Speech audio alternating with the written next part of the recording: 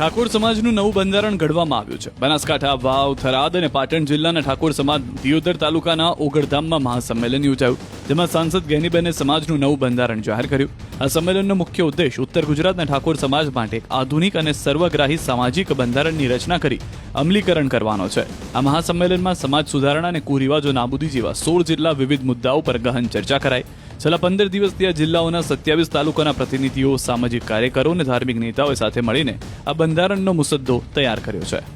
બંધારણની શરૂઆત કરતા મુદ્દા નંબર 1 કે શરૂઆત ક્યાંથી થાય? સગાઈથી। તો સગાઈમાં પુરુષ અને મહિલાઓ કુલ મળીને 21 જણાથી વધારે વ્યક્તિઓએ સગાઈમાં જઈ શકશે નહીં। સગાઈમાં પોતાના કુટુંબમાં તનના જે હગા હોય એને લઈ જવા, બીજાને કોઈને આમંત્રણ આપવું નહીં। સમાજના તમામ પ્રકારના પ્રસંગોમાં કોઈ પણ પ્રસંગ હોય એની અંદર ઓઢમણામાં કપડાં કે દાગીના લઈ જવા નહીં। તમામ આપણાથી રીત રિવાજો પ્રમાણે રોકડમાં ઓઢમણું કરવું। સગાઈમાં માત્ર કેટલી વસ્તુ લઈ જવાની રહેશે? સાડી, નાળિયેર અને રૂપિયો, આ 3 જ વસ્તુ સગાઈની અંદર લઈ જવાની રહેશે। બીજી કોઈ પણ પ્રકારની વસ્તુ લઈ જવાની રહેશે નહીં। વર્ષમાં 2 માસમાં જ સમાજના લગ્ન માટે તારીખો નક્કી કરવાની થાય છે। વૈશાખ સુદ એકમ થી 15 દિવસ પૂનમ સુધી, એટલે વૈશાખ મહિનામાં અજવાળિયામાં 15 દિવસ અને મા મહિનામાં અજવાળિયામાં 15 દિવસ આખો ઠાકોર સમાજ એ પોતાના ઘરના લગ્ન હોય કે સમૂહ લગ્ન માટે છૂટ આપેલી છે, પણ વ્યક્તિગત લગ્નમાં 2 મહિના જે આપણે નક્કી કર્યા છે એના 15 દિવસ, એના પછી કોઈ લગ્ન કરવાના રહેશે નહીં। 1 મહિનામાં આખા સમાજે લગ્ન પતાવી દેવાના અને કોઈ ઇમરજન્સી હોય તો એ પોતાની રીતે લગ્ન કરે, બાકી 11 મહિના સમાજે ધંધા રોજગાર તરફ આગળ વધશે। મુદ્દા નંબર 3, સગાઈ કર્યા પછી લગ્ન કરવાના હોય ત્યારે લગ્ન મૂકવાની પ્રથા સદંતર બંધ કરવામાં આવે છે। સામ સામે ચર્ચા કરીને ગણેશ લેવાના રહેશે। લગ્ન પ્રસંગે પત્રિકા છપાવવાની નહીં રહે। સાદું કાર્ડ રાખવું। મોબાઈલ ફોનથી ડિજિટલ આમંત્રણ આપી શકાશે। ધૂળ પ્રસંગે આમંત્રણ કે રાવણું રાખવું નહીં। સામાજિક પ્રસંગે રાજકીય આગેવાનો હાજર ન રહી શકે તો કોઈએ આગ્રહ કરવો નહીં અને કોઈએ નારાજગી વ્યક્ત કરવી નહીં। એના પછી જાન લઈ જવાના પ્રસંગે જાનમાં સનરૂફ ગાડી લઈ જવી નહીં। જાનમાં 11 થી વધારે વાહનો લઈ જવા નહીં। જાનમાં ગાડીઓની લાઈન લગાવવી નહીં। જાનમાં મહિલાઓ અને પુરુષો કુલ મળીને 100 વ્યક્તિઓએ જવાનું રહેશે। જે 10 વર્ષની ઉંમરનું બાળક હશે તે વ્યક્તિ ગણાશે। જાનમાં વધુમાં વધુ 2 ઢોલ લઈ જવાના રહેશે અને જાનમાં શરણાઈ લઈ જવા માટેની છૂટ આપવામાં આવે છે। ડીજે બીજે કોઈએ લઈ જવાના નથી। આપણે પટલું, દાગીના, હમાઓ અલગ અલગ પંથકમાં બોલાય છે।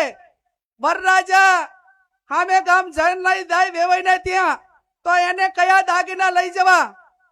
બુટી, મંગલસૂત્ર, પગની ઝાંઝરી અને સાદી બંગડી લઈ જવાની રહેશે। આ સિવાય અન્ય કોઈ દાગીના કોઈ પણ સંજોગોમાં લઈ જવાના રહેશે નહીં।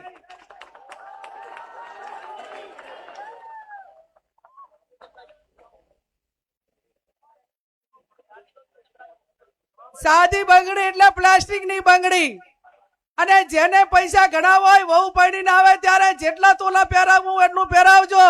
માંડો આપણે ભાઈ ત્યાં હામે ગામ જ્યારે જાન લઈને દઈએ અને પટલાની અંદર આટલી 4 વસ્તુ જ રહેશે। લગ્ન પ્રસંગે હલ્દી રસમ, એન્ટ્રી મારવાની પ્રથા, આ તમામ પ્રકારની રસમો બંધ કરવામાં આવે છે।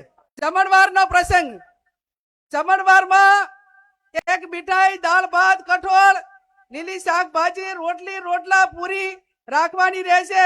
આનાથી વધારે કોઈ પણ પ્રકારની આઈટમો લગ્ન પ્રસંગમાં બનાવવી નહીં।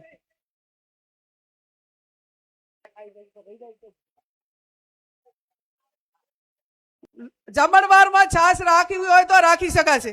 મામેરાનો પ્રસંગ, મામેરામાં મહિલા અને પુરુષ સાથે વધુમાં વધુ 100 ની સંખ્યા લઈ જવાની રહેશે। મામેરામાં વધુમાં વધુ તમામ પ્રકારના 11 વાહનો લઈ જવાના રહેશે. મામેરામાં કપડાની ઓઢવણી પ્રથા સદંતર બંધ કરવામાં આવે છે.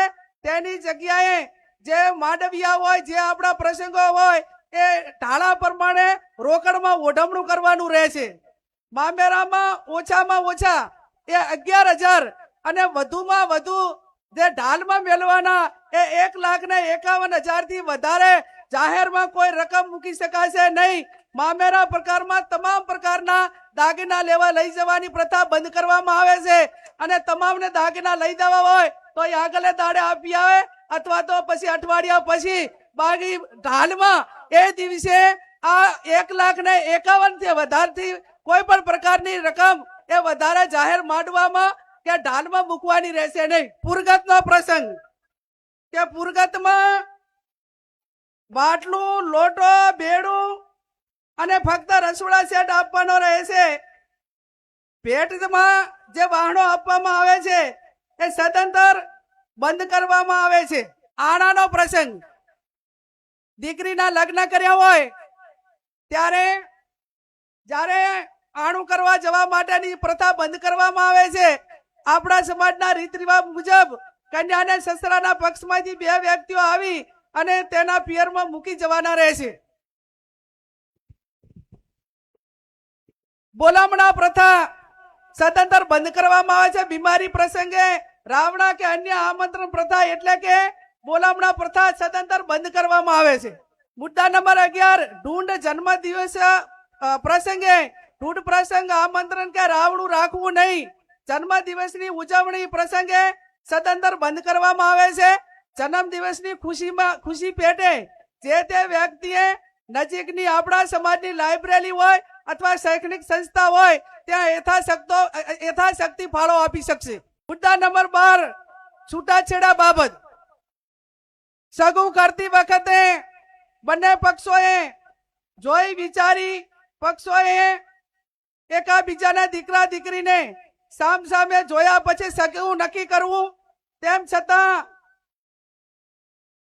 છતાં બંને પક્ષોએ કોઈ પણ પ્રકારનો મતભેદ ઉભો થાય તો ગામ કમિટી અને સમાજે સમાધાન માટે પૂરો પ્રયત્ન કરવો. પ્રયત્નો કરવા છતાં સમાધાન ન થાય તો ગુણ દોષના ધોરણે નીચે પ્રમાણે વ્યવહાર નક્કી કરવામાં આવે છે. સગાઈ માત્ર કરેલી હોય તો એનો 51,000 રૂપિયા અને 50% એ પૈકીની રકમ એ શૈક્ષણિક સંસ્થામાં આપવાની રહેશે. છૂટાછેડા બાબત, લગ્ન કર્યા પછી છૂટું કરવાનું થયું કોઈ સંજોગોના કારણવશ તો એના માટે 2 લાખ રૂપિયા એ સમાજનો જે રિવાજ એ કરવામાં આવે છે. અને ત્રીજું, લગ્ન કર્યા પછી સંતાન હોય તો એના માટે કરીને 3 લાખ રૂપિયા એ આપણે સમાજનો રિવાજ એ નક્કી કરવામાં આવે છે. જે 2 લાખ રૂપિયા નક્કી કર્યા છે એમાંથી 50% રકમ એ જે તે શૈક્ષણિક સંસ્થામાં આપવાની રહેશે. અને આ 3 લાખ જે સંતાન હોય તો એ 100% રકમ એ જે તે સંતાનોના નામે મૂકવાની રહેશે. એમાં કોઈને ભાગ આપવાનો રહેશે નહીં. મૈત્રી કરાર, હવે મૈત્રી કરાર હોય કે લવ મેરેજ હોય, આ કાયદાથી બંધાયેલી વસ્તુ છે. પણ મૈત્રી કરાર તેમજ ભાગીને પ્રેમ લગ્ન કરનારને અથવા સમાજે આ બાબતમાં કોઈ બીજા સમાજ કે એવું થયું હોય તો એને જેટલું શક્ય છે એટલું સમાધાન કરવા માટેનો પ્રયત્ન કરવો અને આવી ઘટનાઓ ન બને એટલા માટે સમાજમાં સમજણ ઊભી કરવી. પ્રસંગોમાં નશાકારક વસ્તુનો ઉપયોગ કરવો નહીં. સમાજમાં કોઈ પણ સારા નરસા તમામ પ્રકારના પ્રસંગોમાં વ્યસન વાળી કોઈ પણ પ્રકારની વસ્તુ, ગોળી, બીડી, અફીણ, આ કોઈ પણ નશાના કોઈ પણ પ્રકારની બદીઓ એ લગ્ન કે આ પ્રસંગમાં ન વપરાય એવું પણ આજે સમાજ નક્કી કરે છે. મરણ પ્રસંગે આપણા માતા પિતા કે કોઈ પણ વડીલ એ ગુજરી જાય અને ઉંમર લાયક હોય તો માત્ર મરણ પ્રસંગે ખીચડી, કઢી, તેલ અથવા ઘી વાપરવું. આ સિવાય અન્ય કોઈ વસ્તુ વાપરી શકાશે નહીં. બેસણામાં કોઈ પણ વારને વાર ન ગણવો અને શક્ય હોય એટલું જે તે વિસ્તારના ઓલા પ્રમાણે કરીને એ ઝડપી પતે એવા પ્રયત્નો કરવા. જે કોઈ કવાર ના હોય, જે દાડે જન્મ આપવા એ ટાઈમે કોઈ વાર નથી હોતો કોઈ બીજા પેડામાં નથી હોતો તે એટલે આવા પ્રસંગોમાં કોઈ વારની કે એની રાહ જોવી નહીં. મુદ્દા નંબર 16 ખાસ વિનંતી, દરેક ગામમાં કુટુંબ વાઇઝ આ જે કમિટીઓ જે બનાવવાની છે એની અંદર આ જે આપણું આ બંધારણ છે એ બંધારણ દરેક કુટુંબ વાઇઝ પહોંચે એના માટેના પ્રયત્નો કરવાના. દરેક તાલુકામાં તાલુકા કક્ષાએ બંધારણ અમલમાં માટે આવે તે માટે સંકલન સમિતિ બનાવવાની, તાલુકાની સંકલન સમિતિ બનાવવાની અને એકદમ ચુસ્તપણે આ બંધારણ અમલમાં થાય એના માટે તમામ પ્રયત્નો કરવાના. આજે આ 16 જે મુદ્દાઓ હતા એ મુદ્દાઓ મેં તમારી સમક્ષ વાંચ્યા છે અને આ 16 મુદ્દાઓમાંથી કોઈ પણ ભંગ કરે તો એનો હગો ભય હોય તો એના પ્રસંગમાં હાજરી ના આપવી. અને હું આજે આ વોગરજીની ધરતી ઉપરથી બધાને વિનંતી કરું છું કે આ બંધારણ એ વોગરજીની સાક્ષીએ, સદારામ બાપુની સાક્ષીએ, નાથ ગંગાની સાક્ષીએ, સાધુ સંતોની સાક્ષીએ જ્યારે અમલમાં આવ્યું છે અને છતાં કોઈ પણ વ્યક્તિ આ બંધારણ માટે એને અમલીકરણમાં કઈ બાંધછોડ કરશે અને આ પ્રકારનો સમાજે નક્કી કર્યું એમ ન વર્તે તો એ સમાજનો સૌથી મોટો દેશદ્રોહી ગણાવશે અને સમાજનો દુશ્મન ગણાશે. એ સમાજને એની જોડે કોઈ પણ પ્રકારનો વ્યવહાર ના કરવો. આ 16 મુદ્દાઓનું બંધારણ મેં તમારી સમક્ષ મૂક્યું છે.